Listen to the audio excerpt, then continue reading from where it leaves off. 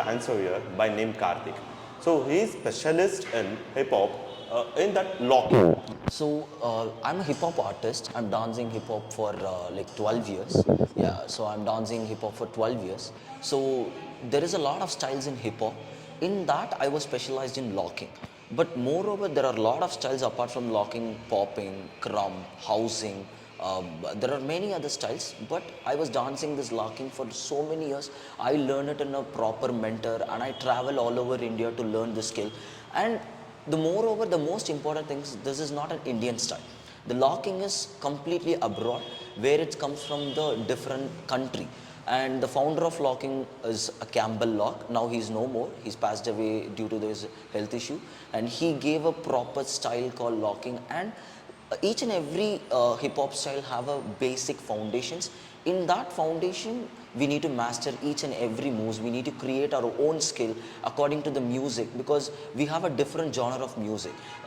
Those who dance only locking, the music of the list of the music name called funk. So only the locker will dance only for funk. But nowadays in India, they are just utilizing all the Bollywood music, whatever it is, just putting all out the creativity, and they are doing the locking. So in locking, there are 8 foundation moves. In those 8 foundation moves, we have to master, and we need to create all our inputs. That's locking. Yeah, so people will not understand the hip hop in the beginning, because nowadays in generation is passing out the commercial styles. So people will not recognize what they are dancing. So they will feel very difficult to understand what they are dancing, because hip hop is in the beginning, people will get bored by seeing that, and even the kids will not understand much, and they'll not evolve and involve to the dance moves. But as a teacher, as an artist, as a hip hop teacher, hip hop artist, I'm dancing this for 12 years. This is my 13th year I'm just stepping into. But still, we need to introduce the music, and we need to give the input in a proper way, and we need to make the kids in a very proper way to understand what is the music and what is the moves. So the hip hop is something very different to the commercial this thing, because in commercial we enjoy the music and we dance. But if you truly love the hip hop style, that's all us. We need to understand. So the basic sense, what I started is, music is an invisible thing, and we dancers, we need to shape. We need to give the shape to the invisible thing. That will comes only to the dancer moves. So I choose a hip hop, and I learn it, and I'm just still a learner. I'm just learning. Yeah. Great. Who is your most favorite dancer? My favorite dancer is like, there are so many, because of course I'm a 90s kid, and we are evaluated in the dance by seeing Michael Jackson. He's the king of pop. But still now I don't know how to do the moonwalk, because my thought process is something different, because my thought is completely into hip hop. I need to give a variation, but now I can do the moonwalk. But still, I'm very much into the hip hop. I'll sleep, I'll just wake up, I'll dance hip hop, I do hip hop, everything. So overall, my favorite dancer is me. Now I'm enjoying myself. So I'm a very big dancer for myself. So that improvise, and that keeps me so energetic and pushing me to the next level, and overall competition I'll be going. Still I'm going, and just still I'm winning. But those winnings and all, I can't take to the brain, because that is a neuron. So I can't take that. I'm just going with the flow. Every day is a new day. I'm learning a lot of steps, a lot of hip hop steps. There are a lot of artists overall in the social media, research a thing, and we have a culture also. So overall, for me, dance is not a passion. It's somehow I started as a hobby. I travel as a passion, but now dance is my lifestyle. I wake up, I eat, I dance, I eat, I dance, I sleep. That's it. It's great talking Thank to you. you. Yeah, nice. Pleasure to be here too. Yeah. Thank you. You're welcome.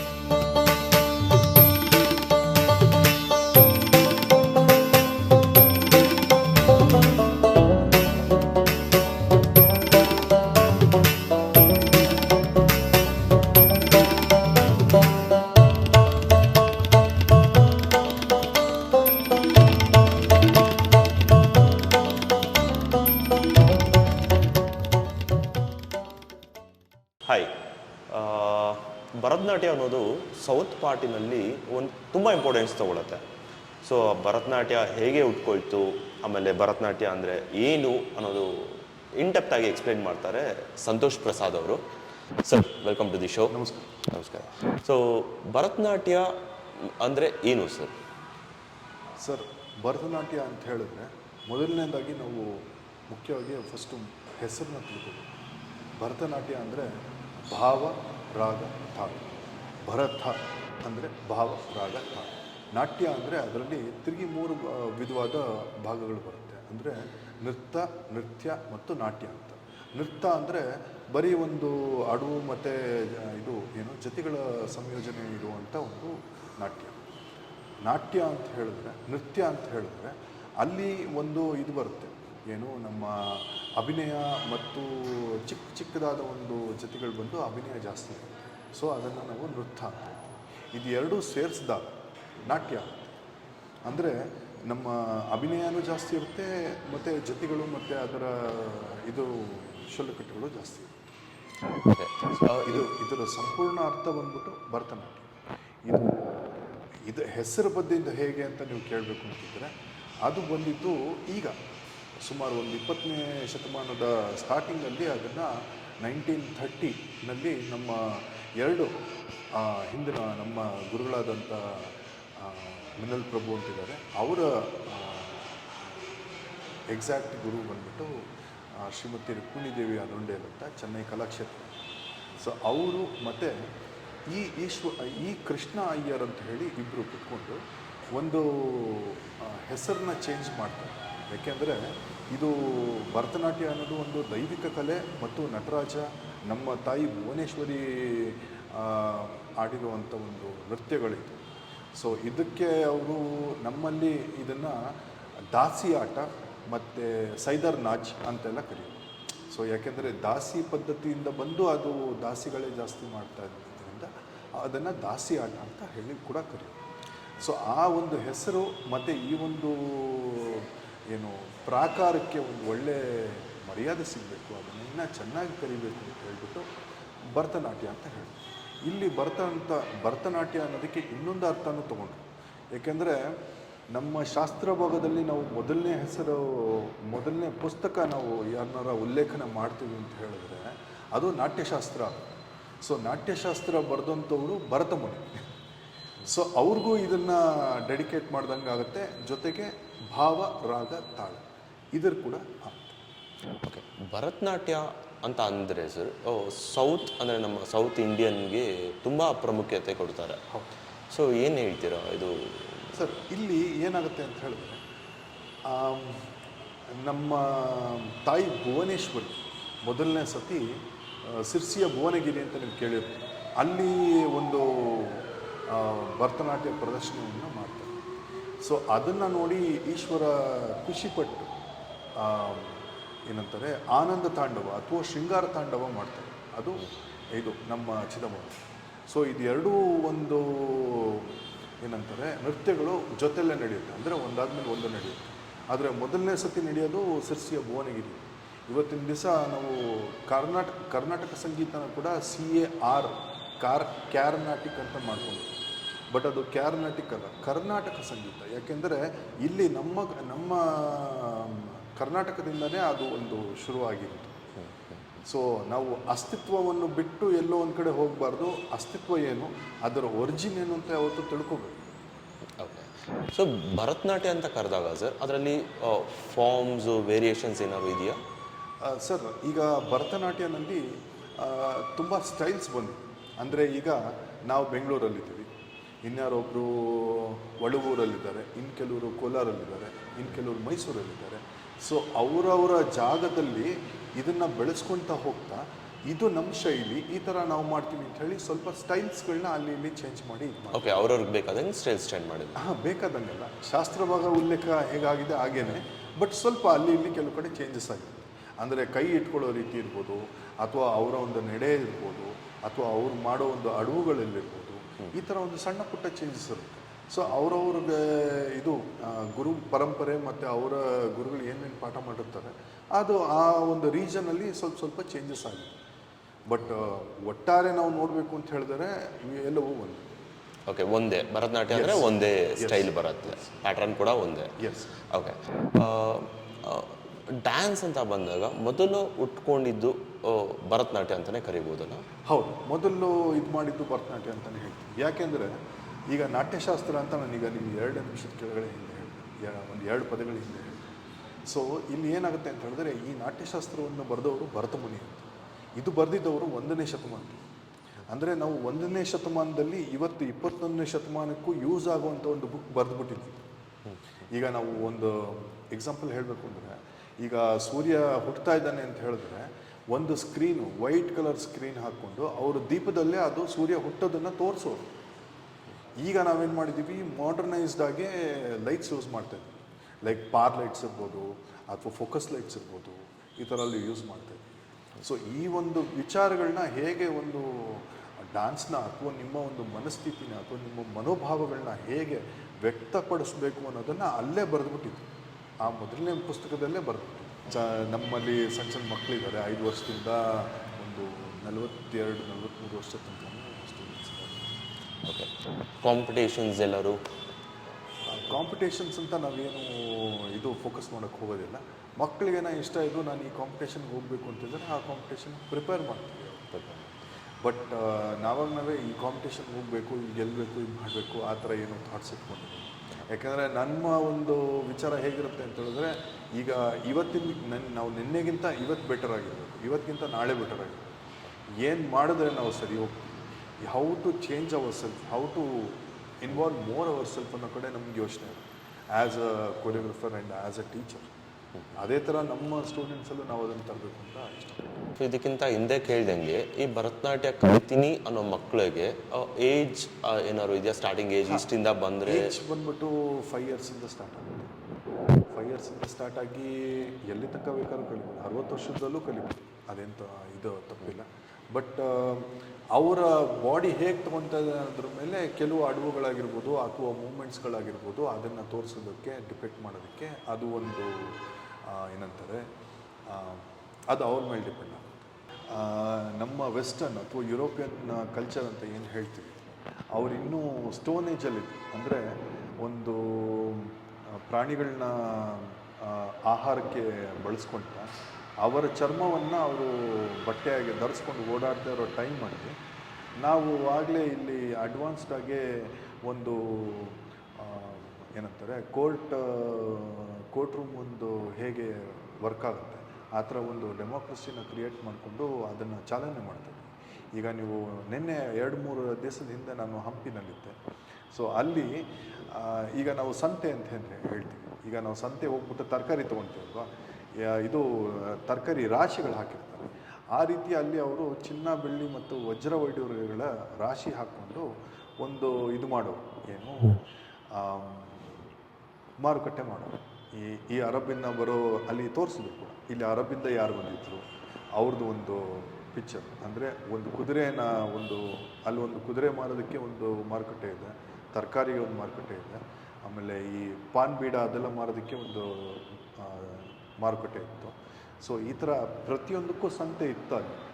ಈ ಸಂತೆಗಳಲ್ಲಿ ಒಂದೊಂದು ಜಾಗದಲ್ಲಿ ಒಂದೊಂದು ಕೆಲಸ ಮಾಡ್ಕೊಂಡು ಹೋಗೋರು. ಯಾಕೆಂದರೆ ಎಲ್ಲರಿಗೂ ಒಂದು ನಿಯಮ ಇರಬೇಕು, ಅದೇ ಒಂದು ಡಿಸಿಪ್ಲಿನ್ ಇರಬೇಕು, ಅದೇ ರೀತಿಯಲ್ಲಿ ಅವ್ರು ಹೋಗಬೇಕು. ಈಗ ತರಕಾರಿ ಬೇಕು ಅಂತಿದ್ರೆ ಅದೇ ಜಾಗಕ್ಕೆ ಹೋಗಬೇಕು ಅಥವಾ ಅದೇ ಸಂತೆಗೆ ಹೋಗಬೇಕು.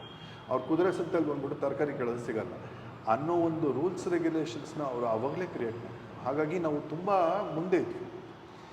ಈಗ ನಮ್ಮಲ್ಲಿ ಏನಾಯಿತು ಅಂತ ಹೇಳಿದ್ರೆ, ಮೊಘಲರು ಬಂದು ಇನ್ವೈಡ್ ಮಾಡಿದಾಗ, ಮತ್ತು ನಮ್ಮ ಬ್ರಿಟಿಷರ್ಸ್ ಬಂದು ತಿರುಗಿ ಇನ್ವೈಡ್ ಮಾಡಿದಾಗ, ಅದೇ ಥರ ಪೋರ್ಚುಗಲ್ಸ್ ಆಗಿರ್ಬೋದು, ಫ್ರೆಂಚ್ ಆಗಿರ್ಬೋದು, ಇವರೆಲ್ಲ ಬಂದು ನಮ್ಮನ್ನು ಇನ್ವೈಟ್ ಮಾಡೋಕ್ಕೆ ಟ್ರೈ ಮಾಡೋದು. ಯಾಕೆ ಅಂತ ಹೇಳಿದ್ರೆ ಇಲ್ಲಿದ್ದದ್ದು ಸಂಪತ್ತು ಮತ್ತು ಹಿರಿಮೆ ಒಂದು ಕಾರಣಕ್ಕೆ. ಈಗ ಈ ಒಂದು ಸಂಪತ್ತು ನಮ್ಮ ಹತ್ರ ಇವತ್ತು ಇಲ್ಲ ಅಂತ ಹೇಳಿದ್ರೆ ಅದಕ್ಕೆ ಕಾರಣ ನಾವೇ. ಬಟ್ ಅದಕ್ಕೆ ಕಾರಣ ಬೇರೆಯವರು ಇದ್ದಾರೆ. ಚಪ್ಪಾಳೆ ಶಬ್ದ ಒಂದೇ ಕಡೆಯಿಂದ ಬರಲ್ಲ, 2 ಕಡೆಯಿಂದ ಬರುತ್ತಲ್ವ. ನಾವು ಇರಲಿ ಪರವಾಗಿಲ್ಲ ಅಂತ ನಾವು ಹೇಳಿ ಸುಮ್ಮನಾಗ್ಬಿಟ್ಟಿದ್ದರಿಂದ ಇದು ಮುಂದೆ ಬಂತೋ ಏನೋ ಅದು ಗೊತ್ತಿಲ್ಲ. ಆದರೆ ಈಗ ನಾವು ನಮ್ಮ ಏನಂತಾರೆ ನಳಂದ ಯೂನಿವರ್ಸಿಟಿ ಅಂತ ಹೇಳ್ತೀವಿ, ಅದನ್ನು ಎಷ್ಟೋ ಕಡೆಯಿಂದ ಅಲ್ಲಿ ಉಲ್ಲೇಖನೆ ಏನಿದೆ ಅಂದರೆ, ನಳಂದ ಯೂನಿವರ್ಸಿಟಿ ಕಾಶಿ ಹತ್ರ ಬರುತ್ತೆ, ವಾರಾಣಸಿ, ಇವತ್ತಿನ ದಿವಸ ವಾರಾಣಸಿ ಅಂತ ಏನು ಹೇಳ್ತೀವಿ ಅದರ ಹತ್ರ ಬರುತ್ತೆ. ಅಲ್ಲಿ ಉಲ್ಲೇಖನೆಗಳು ಏನಿದೆ ಅಂತ ಹೇಳಿದ್ರೆ, ತುಂಬ ಕಡೆಯಿಂದ ಜನ ಬಂದ್ಬಿಟ್ಟು ಅಲ್ಲಿ ಕೂತ್ಕೊಂಡು ಓದೋರು. ಅಂದರೆ ವೆಸ್ಟರ್ನರ್ಸು ಬಂದು ಓದೋರು, ಚೈನಾದಿಂದ ಬರೋರು, ಅರಬ್ಬಿಂದ ಬರೋರು, ಜಪಾನಿಂದ ಬರೋರು, ಈ ಕಡೆ ಆಸ್ಟ್ರೇಲಿಯಾ, ನ್ಯೂಜಿಲೆಂಡ್ ಆ ಕಡೆಯಿಂದ ಜನಗಳು ಬಂದು ಅಲ್ಲಿ ಕೂತ್ಕೊಂಡು ಓದೋರು. ಅಂದರೆ ಸ್ಕಾಲರ್ಸ್ ಇಲ್ಲಿಂದ ಬಂದು ಅವರು ವಿದ್ಯೆನ ಕಲಿತು ಅಲ್ಲಿ ಹೋಗಿ ತಿರುಗಿ ಅವ್ರು ಪಾಠ ಮಾಡೋರು. ಆಮೇಲೆ ತಿರುಗಿ ಅವ್ರವ್ರ ಹೆಸರು ಹೇಳ್ಕೊಂಡು ನಮ್ಮಿಂದನೇ ಇದು ಬಂದಿದೆ, ನಾವು ಇದಕ್ಕೆ ಕಾರಣ ಅಂತ ಹೇಳ್ಬಿಟ್ಟು ಮಾಡ್ಕೊಂಡಿದ್ದಾರೆ. ಯಾಕೆಂದರೆ ನಮ್ಮಲ್ಲಿ ಇಲ್ಲಿ ಆ ನಳಂದ ಯೂನಿವರ್ಸಿಟಿನ ಸುಟ್ಟು ಹಾಕ್ತಾರೆ. ಈ ಥರ 7 ಯೂನಿವರ್ಸಿಟಿಗಳಿತ್ತು, ಅದರಲ್ಲಿ ಒಂದು ನಳಂದ ಬಗ್ಗೆ ಹೇಳ್ತಾರೆ. ಸೊ ಈ ನಳಂದ ಯೂನಿವರ್ಸಿಟಿನ ಸುಟ್ಟು ಹಾಕಿದಾಗ ಹತ್ತತ್ರ ಸುಮಾರು ಒಂದು 8ರಿಂದ 12 ತಿಂಗಳ ತನಕ ಅದು ಹತ್ಕೊಂಡು ಉರಿದಿದೆ. ಅಂದರೆ ಅಷ್ಟು ಬುಕ್ಸ್ ಇತ್ತು ಒಳಗಡೆ. ಆಮೇಲೆ ಅಷ್ಟು ದೊಡ್ಡ ಒಂದು ಇದು ಲೈಬ್ರರಿ ಅದು. ಏನಿಲ್ಲ ಅಂದರೂ ಸುಮಾರು 6ರಿಂದ 7 ಎಕರೆ ಜಾಗದಲ್ಲಿ ಆ ಲೈಬ್ರರಿ ಇತ್ತಂತೆ. ಅಂದರೆ ಪ್ರತಿಯೊಂದು ನೀವು ಜಾಮಿತಿ ಅಂದರೆ ಜಾಮೆಟ್ರಿ, ಆಮೇಲೆ ಆಸ್ಟ್ರೋಫಿಸಿಕ್ಸ್ಗೆ ಅವರು ಇದು ಮಾಡಿದರು. ಈಗ ನೀವು ಆಸ್ಟ್ರೋಫಿಸಿಕ್ಸ್ ಅಂತ ಹೇಳಿದಾಗ ನಮ್ಮಲ್ಲಿ ನವಗ್ರಹನೇ ಅವರು ಪ್ರತಿ ದೇವಸ್ಥಾನದಲ್ಲೂ ಪ್ರತಿಷ್ಠಾಪನೆ ಮಾಡಿದ್ದಾರೆ. ಓಕೆ, ನವಗ್ರಹಗಳಿದೆ, ಇಲ್ಲೇ ಇದೆ ನೋಡಿ, ಅಲ್ಲೆಲ್ಲೋ ಹೋಗ್ಬಿಟ್ಟು ನೀವು ತಿಳ್ಕೊಳ್ಳೋದು ಬೇಕಾಗಿಲ್ಲ. ಸೂರ್ಯ ಇದ್ದಾನೆ, ಶನಿ ಇದ್ದಾನೆ, ಬುಧ ಇದ್ದಾನೆ, ಶುಕ್ರ ಇದ್ದಾನೆ, ಎಲ್ಲವನ್ನು ಅಲ್ಲೇ ನೀವು ತಿರುಗಿ ತೋರಿಸ್ಬಿಟ್ಟು ಈಗ ಬೈನಾಕ್ಯುಲರ್ಸಲ್ಲಿ ಟೆಲಿಸ್ಕೋಪಲ್ಲಿ ಎಲ್ಲ ನೋಡಿಕೊಂಡು ತಿರುಗಿ ಸ್ಯಾಟಲೈಟ್ನೆಲ್ಲ ಬಿಟ್ಟು ನಾವು ತಿಳ್ಕೊಳ್ತಾ ಇದ್ದೀವಿ ತಿರುಗಿ. ಅವರಾಗಲೇ ಅದನ್ನೆಲ್ಲ ಕಂಡು ಹಿಡಿದ್ಬಿಟ್ಟಿದ್ರು. ಹಿರಿಮೆ ನಮ್ಮ ಒಂದು ಭಾರತದ ಒಂದು ಸಂಪ್ರದಾಯ ಅಥವಾ ಹಿರಿಮೆ ಅಥವಾ ಕಲ್ಚರ್ ಏನಿದೆ ಅದು ತುಂಬ ದೊಡ್ಡದಾಗಿದೆ. ಆಮೇಲೆ ಅದು ಯಾವಾಗಿಂದನೂ ಶುರು ಆಗ್ಬಿಟ್ಟು ನಮ್ಮ ಯೋಚನೆ ಅಥವಾ ನಾವು ತಿಳ್ಕೊಳ್ಳೋದಕ್ಕೆ ಮುಂಚೆಯಿಂದನೂ ಅದು ಇಲ್ಲಿ ಏನಾಗ್ತಿದೆ ಅಂತ ಹೇಳಿದಾಗ ನೋಡಿ, ನಮ್ಮಲ್ಲಿ ಒಂದು ಶ್ಲೋಕ ಇದೆ, ಯಾವುದು ಭರತನಾಟ್ಯ, ಜವೇ ಸ್ಥಿರತ್ವ ರೇಖಾಚ ಭ್ರಮರಿ ದೃಷ್ಟಿ ಆಶ್ರಮ ಅಂತ, ಮೇಧಾ ಶ್ರದ್ಧಾ ವಚೋಗೀತ ಪಾತ್ರ ಪ್ರಾಣ ದಶಾ ಸ್ಮೃತಿ ಅಂತ. ಅಂದರೆ ಒಂದು ಪಾತ್ರಕ್ಕೆ, ಯಾವುದೇ ಪಾತ್ರ ಆಗಿರ್ಬೋದು, ಅದು ನಾಟ್ಯದ ಪಾತ್ರ ಆಗಿರ್ಬೋದು, ಅದು ಸಂಗೀತದ ಪಾತ್ರ ಆಗಿರ್ಬೋದು, ಅಥವಾ ಇದು ನಾಟಕದ ಪಾತ್ರ ಆಗಿರ್ಬೋದು. ಅಂದರೆ ಇವತ್ತಿನ ದಿವಸ ಏನು ನಾವು ಫಿಲಮಲ್ಲೆಲ್ಲ ಹೇಳ್ತೀವಲ್ಲ, ಇದು ಈ 3 ಪಾತ್ರಗಳಿಗೆ ಈ 10 ನಿಬಂಧನೆಗಳು ಇರಬೇಕು ಅಂತ ಹೇಳ್ತಾರೆ. ಅಂತ ಹೇಳಿದ್ರೆ ಜವೆ ಅಂದರೆ ಆಜಿಲಿಟಿ, ಓಕೆ, ಸ್ಥಿರತ್ವ, ಸ್ಟಡಿನೆಸ್. ಈಗ ಒಂದು ಪಾತ್ರವನ್ನು ಮಾಡಬೇಕಾದ್ರೆ ಅದಕ್ಕೆ ಆದಂಥ ಒಂದು ಮರ್ಯಾದೆ, ಅದಕ್ಕೆ ಆದಂಥ ಒಂದು ಇದಿರುತ್ತೆ, ಟೈಮ್ ಸೆನ್ಸು, ಆಮೇಲೆ ಅದೇ ಆದ ಒಂದು ರೂಪರೇಷೆಗಳಿರುತ್ತೆ. ಸೊ ಆ ಒಂದು ಚೌಕಟ್ಟಿನಲ್ಲೇ ಅದನ್ನು ಮಾಡಬೇಕು. ಅದಕ್ಕಿಂತ ಒಂದು ಚೂರು ಜಾಸ್ತಿ ಮಾಡಿದ್ರೂ ಪಾತ್ರ ಕೆಡೋಗುತ್ತೆ, ಚೂರು ಕಮ್ಮಿ ಮಾಡಿದ್ರೂ ಪಾತ್ರ ಕಮ್ಮಿ ಆಗುತ್ತೆ. ಸೊ ಆ ಚೌಕಟ್ಟಿನಲ್ಲಿ ಮಾಡೋದಕ್ಕೋಸ್ಕರ ಇದನ್ನು ಅವ್ರು ಇದು ಮಾಡ್ತಾರೆ. ಸೊ ಇಲ್ಲಿ ನೀವು ಭರತನಾಟ್ಯ ಮತ್ತು ವೆಸ್ಟರ್ನ್ಗೆ ಹೇಗೆ ಸಂಬಂಧ ಇದೆ ಅಂತ ಕೇಳಿದಾಗ ಎಲ್ಲವನ್ನೂ ಇಲ್ಲಿಂದನೇ ತೊಗೊಂಡಿರೋದು. ಈಗ ನೀವು ಚೆನ್ನೈ ಹೋಗಿ ನೀವು ಚಿದಂಬರಂ ದೇವಸ್ಥಾನ ನೋಡಿದಾಗ ಅದು ಕಟ್ಟಿರೋದು ಸುಮಾರು 6ನೇ ಶತಮಾನದಲ್ಲೋ ಅಥವಾ 12ನೇ ಶತಮಾನದ ಒಳಗಡೆ ಅದು ಕಟ್ಟಿರುವಂಥ ಒಂದು ಇದು ಬರುತ್ತೆ, ಉಲ್ಲೇಖನಗಳು ಬರುತ್ತೆ. ಸೊ ಆವಾಗ ಕಟ್ಟಿರುವಾಗ ಆವಾಗಲೇ ಅವರು 108 ಕರ್ಣಗಳನ್ನು ಅಲ್ಲಿ ಗೋಡೆ ಮೇಲೆ ಶಾಸನೆ ಮಾಡಿದ್ದಾರೆ. ಓಕೆ, ಇವಾಗ ಇದು ನೀವು ವೆಸ್ಟರ್ನ್ಗೆ ಮತ್ತು ಇದಕ್ಕೆ ಏನು ಸಂಬಂಧ ಇದೆ ಅಂದರೆ, ನೀವು ಏನು ವೆಸ್ಟರ್ನ್ ಮೂವ್ಸ್ ಮಾಡ್ತೀರ ಅದಷ್ಟು ಈ 108 ಕರ್ಣಗಳಲ್ಲಿ ಬಂದ್ಬಿಡ್ತದೆ. ಓಕೆ, ನೀವು ಪಾಪಿಂಗ್ ಇರ್ಬೋದು, ಲಾಕಿಂಗ್ ಇರ್ಬೋದು, ಅಥವಾ ನಿಮ್ಮ ವೆಸ್ಟರ್ನ್ ಮೂಮೆಂಟ್ಸ್ ಇರ್ಬೋದು, ಪಾಪ್ ಮೂಮೆಂಟ್ಸ್ ಇರ್ಬೋದು, ಪ್ರತಿಯೊಂದು ಇಲ್ಲಿ ಬಂದಿದೆ. ಇಲ್ಲಿ ಏನಾಗ್ತಿದೆ ಅಂತ ಹೇಳಿದಾಗ ಶಾಸ್ತ್ರ ಭಾಗ ಅಂತ ಹೇಳ್ಬಿಟ್ಟು ಕೆಲವರು ಅದನ್ನು ಇಷ್ಟನ್ನೇ ಮಾಡಬೇಕು, ಇದೇ ಪ್ರಮಾಣದಲ್ಲಿ ಮಾಡಬೇಕು ಅಂತ ಹೇಳ್ತಾರೆ. ಬಟ್ ನಾಟ್ಯಶಾಸ್ತ್ರ ಯಾವತ್ತೂ ಅದಕ್ಕೆ ಇದು ಹೇಳ್ತಾರೆ. ಎಮ್ಮೆ, ಇವಾಗ ನೀವು ಒಂದು ಎಮ್ಮೆ ಅಥವಾ ಹಸುನ ಮುಟ್ಟಿದ್ರೆ ಅದು ಆ ಒಂದು ಜಾಗವನ್ನು ಮಾತ್ರ ಅಲ್ಲಾಡಿಸುತ್ತೆ. ಅಬ್ಸರ್ವ್ ಮಾಡಿದ್ದೀರಾ? ಹೌದು. ಅದೇ ಥರ ಒಂದು ಈ ಒಂದು ನಾಟ್ಯ ಅಥವಾ ಈ ಒಂದು ಪಾತ್ರಗಳು ಯಾರು ಉಪಯೋಗಿಸ್ತಿದ್ದಾರೆ ಅಥವಾ ಈ ಪಾತ್ರಗಳನ್ನ ಯಾರು ಮಾಡ್ತಿದ್ದಾರೆ ಅವರಲ್ಲಿ ಇಷ್ಟು ಒಂದು ಶ್ರಮತೆ ಮತ್ತು ಇಷ್ಟು ಒಂದು ಶಿಸ್ತಿರಬೇಕು ಅಂತ ಹೇಳ್ತಾರೆ. ಸೊ ಅದನ್ನೇ ಅವರು ಪಾಪಿಂಗ್ ಅಥವಾ ಲಾಕಿಂಗ್ ಮಾಡ್ತಾ ಇದ್ದಾರೆ. ಸೊ ಎಲ್ಲವೂ ಇಲ್ಲಿಂದಾನೇ ಶುರುವಾಗಿರೋದು. ಅಲ್ಲಿ ಹೋದ್ಮೇಲೆ ಅವರು ಅದನ್ನು ಹೊಸದಾಗಿ ಕೆಲವರು ಕ್ರಿಯೇಟ್ ಮಾಡ್ಕೊಂಡು ಇದು ಮಾಡಿದ್ದಾರೆ, ಕೆಲವರು ಇದು ಮಾಡಿದ್ದಾರೆ. ಬಟ್ ಬೇಸು ಬಂದ್ಬಿಟ್ಟು ಇದೆ. ಭಾರತವು ಎಲ್ಲದಕ್ಕೂ ಬೇಸಾಗುತ್ತೆ ನೋಡಿ. ಈಗ ನೀವು ಇದನ್ನು ಕೇಳ್ಬೋದು, ಏನು ಫಸ್ಟ್ ಐ ಸರ್ಜರಿ ಯಾರು ಮಾಡೋದು ಅಂದರೆ ನಮ್ಮ ಸುಶ್ರುತ ಅವ್ರು ಮಾಡೋದು. ಯಾವಾಗ? Before common Era, BCE common Era. ಅದು ಒಂದು 600 BCE 600 ಮಾಡಿದ್ದಾರೆ. ನಾವಿವತ್ತು 21ನೇ ಶತಮಾನದಲ್ಲಿ ಕುತ್ಕೊಂಡಿದ್ದೀವಿ. ಬಟ್ ಇವರು ನಮ್ಮ ಫಾರಿನ್ ಉಲ್ಲೇಖನಗಳು ಏನು ಹೇಳುತ್ತೆ, 1947 ಅಥವಾ 1853 ಈ ಥರ ಆಲ್ಮೋಸ್ಟ್ ನಾವು ಎಲ್ಲಿ 20ನೇ ಶತಮಾನ ಹತ್ತಿರ ಎಲ್ಲಿದ್ದೀವಿ ಅಲ್ಲಿ ಇವರು ಉಲ್ಲೇಖನಗಳು, ಅಲ್ಲಿ ಇವ್ರುಗಳು ನಾವು ಮಾಡಿದ್ವಿ ಅಂಥೇಳಿ, ಮೊದಲನೇ ಐ ಸರ್ಜರಿ ನಾವು ಮಾಡಿದ್ವಿ ಅಂಥೇಳಿ ಯಾರೊಂದು ಫ್ರೆಂಚ್ ಡಾಕ್ಟರ್ ಅಥವಾ ಸರ್ಜನ್ ಮಾಡ್ಕೊಳ್ತಾರೆ. ಬಟ್ ನಮ್ಮ ಉಲ್ಲೇಖನಗಳು ಅಲ್ಲಿದೆಯಲ್ಲ, ಇದು ಜನಕ್ಕೆ ಗೊತ್ತಿಲ್ಲ ಅಥವಾ ನಮ್ಮ ಹಿರಿಮೆ ಗೊತ್ತಾಗ್ತಾ ಇಲ್ಲ, ಆದ್ದರಿಂದ ಸ್ವಲ್ಪ ಇದಾಗ್ತದೆ. ಆಮೇಲೆ ನಮ್ಮಲ್ಲಿ ಇದು ಏನಂತಾರೆ, ಶ್ರುತಿ ಸ್ಮೃತಿಗಳಲ್ಲಿ ನಾವು ಪಾಠವನ್ನು ಮಾಡ್ತೇವೆ. ಅಂದರೆ ಈಗ ನಾನು ನೀವು ಹೇಗೆ ಮಾತಾಡ್ತಿದ್ದೀವಿ, ಈಗ ನಾನು ನಿಮಗೆ ಏನು ಒಂದು ವಿಚಾರ, ನನ್ನಿಂದ ನೀವು ಒಂದು ಹೊಸ ವಿಚಾರವನ್ನು ತಿಳ್ಕೊಂಡಿದ್ದೀರಾ ಅಂತ ಹೇಳಿದ್ರೆ ಅದು ನಿಮ್ಮ ಮೈಂಡಲ್ಲಿ ರಿಜಿಸ್ಟರ್ ಆಗುತ್ತೆ. ಸೊ ಆ ಥರ ನಾವು ಶ್ರುತಿ ಮತ್ತು ಸ್ಮೃತಿ, ಶ್ರುತಿ ಅಂದರೆ ಹೇಳೋದು, ಸ್ಮೃತಿ ಅಂದರೆ ಕೇಳಿಸ್ಕೊಳ್ಳೋದು, ಮೈಂಡಲ್ಲಿ ಇಟ್ಕೊಳ್ಳೋದು, ಈ ಒಂದು ಪ್ಯಾಟರ್ನಲ್ಲಿ ನಾವು ವರ್ಕ್ ಮಾಡ್ತೇವೆ. ಸೊ ಹಾಗಾಗಿ ನಮ್ಮಲ್ಲಿ ಮಾತಲ್ಲಿ ಜಾಸ್ತಿ ನಾವು ಪಾಠ ಮಾಡ್ತಾ ಇದ್ವಿ, ಲೇಖನಗಳಲ್ಲಿ ಕಮ್ಮಿ ಇತ್ತು. ಬಟ್ ಲೇಖನಗಳು ಇದ್ರೂ ಅದು ತುಂಬ ಸುಟ್ಟೋಗಿ ಇದೆಲ್ಲ ಆಗಿ ಆ ಥರ ಆಗಿದೆ. ಗೌರ್ಮೆಂಟ್ ಕಡೆಯಿಂದ ನಮಗೆ ತುಂಬ ಒಳ್ಳೆ ಏನಂತಾರೆ ಆಪರ್ಚುನಿಟೀಸ್ ಇದೆ. ಈಗ ಸ್ವಲ್ಪ ದಿನಗಳ ಹಿಂದೆ ನಾವು ಹಂಪಿ ಉತ್ಸವ ಅನ್ನೋ ಕಾರ್ಯಕ್ರಮ ಅಂತ ಮಾಡ್ಕೊಂಡಿದ್ವಿ. ಅದಕ್ಕಿಂತ ಮುಂಚೆ ನಾವು ದಸರಾ ಉತ್ಸವ ಮಾಡಿದ್ವಿ. ಸೊ ಈ ಥರ ಗೌರ್ಮೆಂಟ್ ನಮಗೆ ಗುರುತಿಸಿ ಅಂದರೆ ತುಂಬ ಜನ ಕಾರ್ಯಕ್ರಮ ಮತ್ತು ತುಂಬ ಜನ ಆರ್ಟಿಸ್ಟ್ಗಳು ಇರೋದ್ರಿಂದ ಎಲ್ಲರಿಗೂ ಒಂದೊಂದು ಸತಿ ಅವಕಾಶ ಕೊಡ್ತಾರೆ. ಈ ಸತಿ ನಮ್ಗೆ ಅವಕಾಶ ಸಿಕ್ತು, ನಮ್ಗೆ ಅವಕಾಶ ಸಿಕ್ತು, ಪಾಪ ಕೊಟ್ಟಿದ್ದಾರೆ. ನಾವು ಅದರಲ್ಲಿ ಕಾರ್ಯಕ್ರಮ ಯಶಸ್ವಿಯಾಗಿ ಅದು ನಿರೂಪಿಸಿ ಬಂದಿದ್ದೀವಿ. ಇದೇ ಥರ ನಮಗೆ ಫಾರಿನ್ ಹೋಗೋದಕ್ಕೆ ಒಂದು ಆಪರ್ಚುನಿಟಿನೂ ಕೊಡ್ತಾ ಇದ್ದಾರೆ. ಆಮೇಲೆ ಇದು ರಿಸರ್ಚ್ಗೆಲ್ಲ ಹೆಲ್ಪ್ ಮಾಡ್ತಾರೆ. ನನ್ನ ಪರ್ಸ್ನಲ್ ಎಕ್ಸ್ಪೀರಿಯೆನ್ಸಲ್ಲಿ ನಾನು junior fellowship from government of India, ministry of culture, junior fellowship ಮಾಡಿರೋ ಒಂದು ಸಬ್ಜೆಕ್ಟ್ ಕೂಡ ಸ್ಥಾಯಿ ವ್ಯಭಿಚಾರಿ ಮತ್ತು ಸಾತ್ವಿಕ ಭಾವ ಅಂತ ಅಭಿನಯ. ಸರ್ ಸಿಂಗಾಪುರಲ್ಲಿ ಒಂದು ಸತಿ ಮಾಡಿದ್ವಿ, ಮಲೇಷ್ಯಾಗೆ ಇವಾಗ ಮಾಡ್ತಾಯಿದ್ವಿ ನಾವು. ಈಗ ರೆಸ್ಪಾನ್ಸ್ಗಿಂತ ನಮ್ಮ ಇಂಡಿಯಾನಲ್ಲಿ ರೆಸ್ಪೆಕ್ಟ್ ಮಾಡದೇ ಇರುವಷ್ಟು ಜನ ಅಲ್ಲಿ ರೆಸ್ಪೆಕ್ಟ್ ಮಾಡ್ತಾರೆ. ಯಾಕೆ ಅಂತ ಹೇಳಿದ್ರೆ ಇಲ್ಲಿರೋರಿಗೆ ಅದೇನೋ ಹೇಳ್ತಾರಲ್ಲ, ಹಿತ್ತಲ ಗಿಡ ಮದ್ದಲ್ಲ ಅಂತ, ಆ ಥರ ಆಗ್ತದೆ. ಸೊ ಇಲ್ಲಿರೋರಿಗೆ ಅದರ ಎಸೆನ್ಸ್ ಅಥವಾ ಅದರದ ಸ್ವಾದ ಗೊತ್ತಿಲ್ಲ. ಬಟ್ ಅಲ್ಲಿರೋರು ಅದನ್ನು ತಿಳ್ಕೊಂಡು ಇದರಿಂದ ಏನಾಗುತ್ತೆ ಅಂತ ಕೂಡ ಅವರು ಯೋಚನೆ ಮಾಡ್ತಾರೆ.